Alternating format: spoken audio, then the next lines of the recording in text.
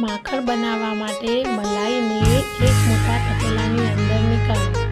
પછી એની અંદર ઠંડુ પાણી નાખો, કાં તો બરફના ટુકડા નાખો, જેથી કરીને માખણ જલ્દી છૂટું પડી જાય.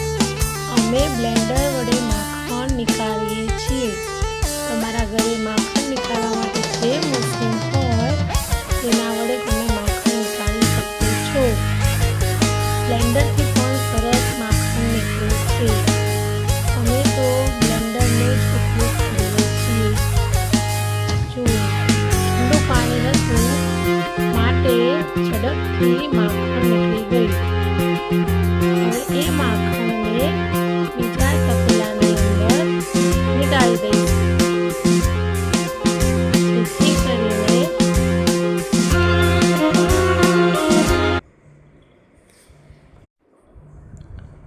આ રીતે બધું જ માખણ આપણે બીજા તપેલાની અંદર નીકાળી દઈશું. પછી એમાં જે છાશ હશે એને પાછી આપણે એમાં નાખીશું. જુઓ કેટલું માખણ નીકળ્યું છે. એ માખણને એકવાર ગરમ કરીને ઠંડુ થવા દેવું, પછી એને ફ્રીજમાં મૂકી દેવું. ઠંડુ થાય પછી ફ્રીજમાં મૂકી દેવું, એક ઉભરો આવે ત્યાં સુધી રાખવું.